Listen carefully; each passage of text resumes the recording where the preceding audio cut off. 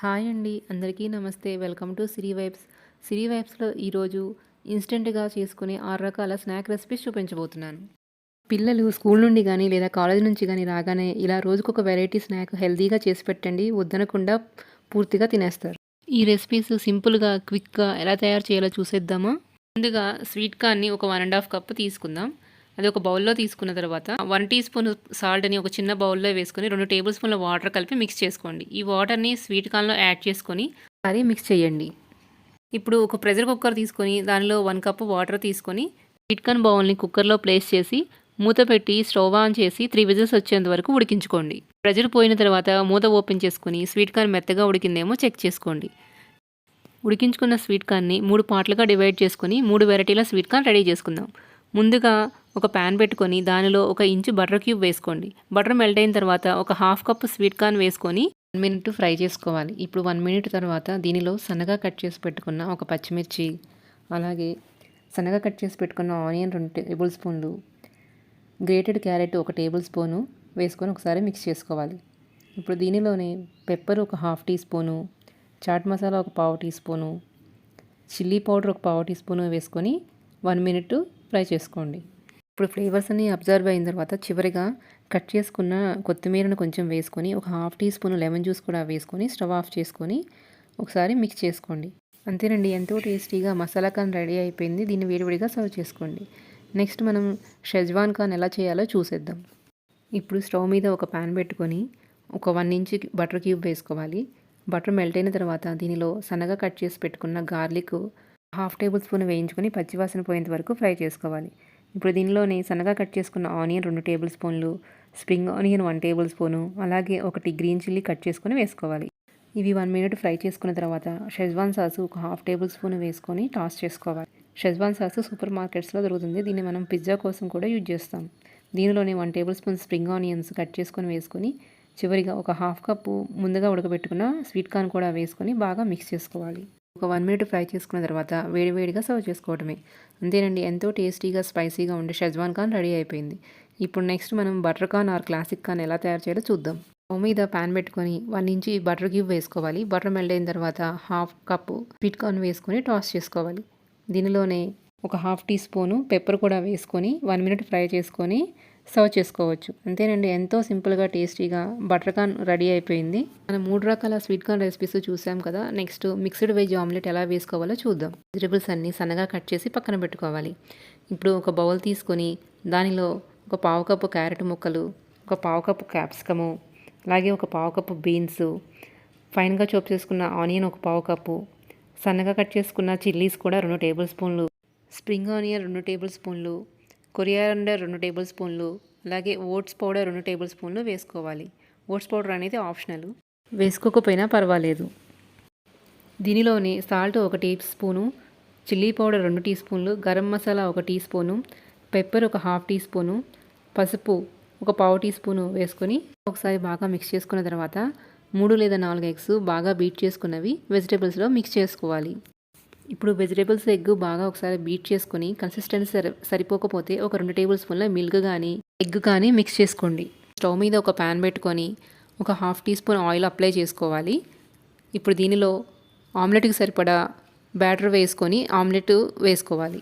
మేము సిమ్లో పెట్టుకొని ఆమ్లెట్ మీద మూత పెట్టుకొని ఒక 5 మినిట్స్ సిమ్లోనే కుక్ అవ్వాలి. ఇలా సిమ్లో పెట్టుకొని కుక్ చేయడం వల్ల వెజిటేబుల్స్ లోపల వరకు కుక్ అయ్యి టేస్టీగా ఉంటాయి. ఇప్పుడు ఒక వైపు కుక్ అయిన తర్వాత మళ్ళీ రెండో వైపు కూడా తిప్పుకొని ఈవెన్గా కుక్ చేసుకోవాలి. 2 వైపులా బాగా కుక్ అయిన తర్వాత ఒక ప్లేట్లోకి తీసుకొని వేడివేడిగా సర్వ్ చేసుకోవాలి. అంతేనండి, టేస్టీగా హెల్తీగా mixed veg egg omelette ready అయిపోయింది. ఒకసారి మీరు కూడా ట్రై చేసి ఎలా వచ్చిందో చెప్పండి. కారం అనేది మీ టేస్ట్కి తగ్గట్టుగా అడ్జస్ట్ చేసుకొని మీకు ఇష్టమైన వెజిటేబుల్స్ కూడా వేసుకోవచ్చు. మిగిలిన బ్యాటర్ని కూడా ఇలాగే ఆమ్లెట్ లాగా వేసుకొని కుక్ చేసుకోండి. అంతేనండి, ఎంతో టేస్టీగా ఉండే ఆమ్లెట్స్ రెడీ అయిపోయినాయి. ఇప్పుడు నెక్స్ట్ మనం చిల్లీ పనీరు సింపుల్గా ఎలా చేసుకోవచ్చో చూసేద్దాం.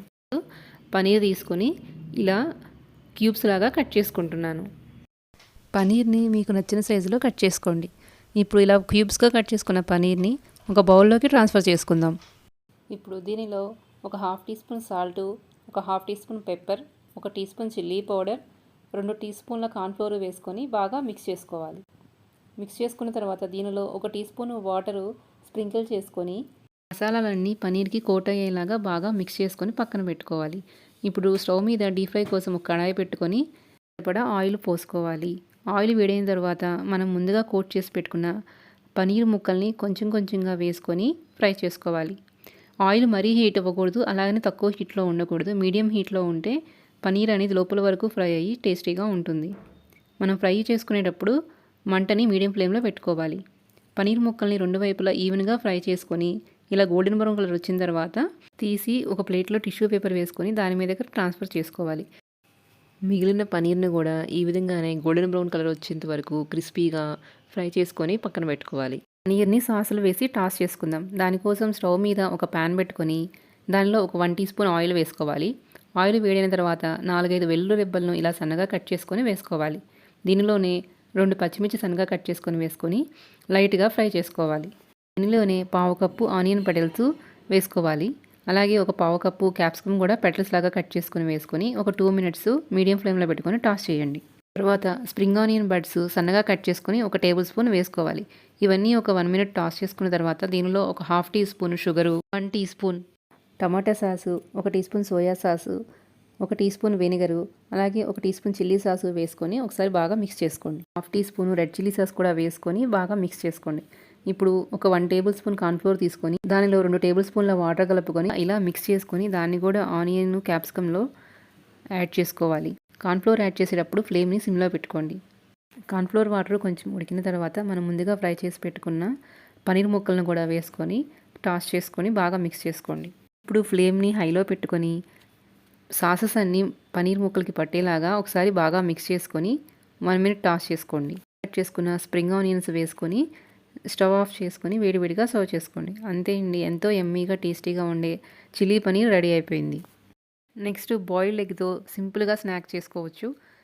3 కానీ 4 కానీ ఎగ్స్ ముందుగా మనం బాయిల్ చేసుకొని వాటిని ఒలుచుకొని ఇలా ముక్కలుగా కట్ చేసుకొని పక్కన పెట్టుకోండి. ఇప్పుడు స్టవ్ మీద ఒక ప్యాన్ పెట్టుకొని ఒక 1/2 టీ స్పూన్ ఆయిల్ వేసుకోవాలి. ఇప్పుడు ఆయిల్ వేడైన తర్వాత మనం కట్ చేసి పెట్టుకున్న ఎగ్ పీసెస్ని వేసుకోవాలి. దీనిలోని ఒక 1/2 టీ స్పూన్ పసుపు, ఒక 1/2 టీ స్పూన్ కారం, 1/2 టీ స్పూన్ సాల్ట్ వేసుకొని బాగా మిక్స్ చేసుకోవాలి. దీనిలోనే పెప్పరు, చాట్ మసాలా కూడా వేసుకోవచ్చు. వీటిని ఒక 2 మినిట్స్ ఫ్రై చేసుకున్న తర్వాత తీసి వేడివేడిగా సర్వ్ చేసుకోవచ్చు. ఎగ్ తినటం ఇష్టం లేనప్పుడు ఇలా కొంచెం మసాలాలు కలిపి పెడితే ఇష్టంగా తినేస్తారు. ఎంతో టేస్టీగా సింపుల్గా ఇలా ప్రతిరోజు ఒక వెరైటీ చేసి పెడితే చాలా ఇష్టంగా తింటారు. వీడియోస్ కనుక మీకు నచ్చినట్లయితే లైక్ చేయండి, షేర్ చేయండి, సబ్స్క్రైబ్ చేయండి. Thank you.